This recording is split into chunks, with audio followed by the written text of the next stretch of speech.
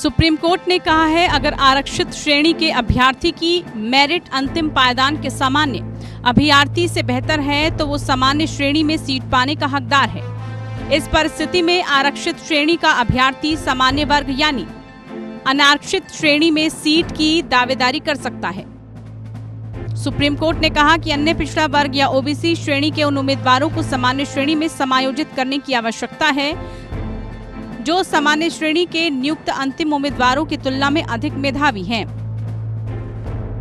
सर्वोच्च अदालत ने कहा कि ऐसी परिस्थितियों में आरक्षित सीटों के लिए ओबीसी उम्मीदवारों की नियुक्ति पर विचार नहीं किया जा सकता था।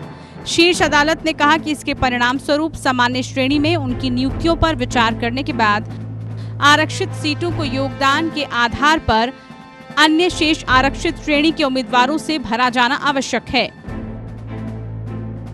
न्यायमूर्ति एम.आर. शाह और न्यायमूर्ति बी.वी. नागरत्ना की पीठ ने 1992 के इंदिरा साहनी बनाम भारत संघ सहित सर्वोच्च अदालत के विभिन्न फैसलों पर गौर किया। पीठ ने फैसले पर भरोसा करते हुए आरक्षित श्रेणी के एक उम्मीदवार की ओर से पेश वरिष्ठ अधिवक्ता राजीव धवन की इस अपील को स्वीकार कर लिया कि आरक्षित श्रेणी के उम्मीदवारों को सामान्य श्रेणी के उम्मीदवारों की सूची में अंतिम उम्मीदवार से अधिक अंक प्राप्त करने पर सामान्य श्रेणी के कोटे के तहत समायोजित करना चाहिए।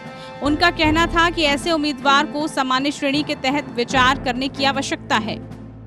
पीठ ने कहा कि 2 उम्मीदवारों आलोक कुमार यादव और दिनेश कुमार जो ओबीसी श्रेणी से संबंधित हैं, उन्हें सामान्य श्रेणी में समायोजित किए जाने की आवश्यकता है क्योंकि वो सामान्य श्रेणी के नियुक्त उम्मीदवारों की सूची में अंतिम उम्मीदवार की अपेक्षा अधिक मेधावी हैं और उनकी नियुक्तियों पर आरक्षित श्रेणी के तहत सीटों के लिए विचार नहीं किया जा सकता।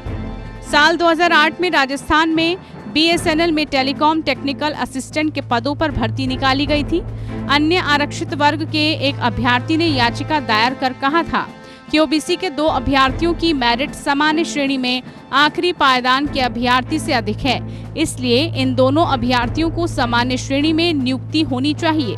उसके बाद जो जगह खाली हो उसे आरक्षित श्रेणी के अभ्यर्थियों से भरा जाए। Bureau report.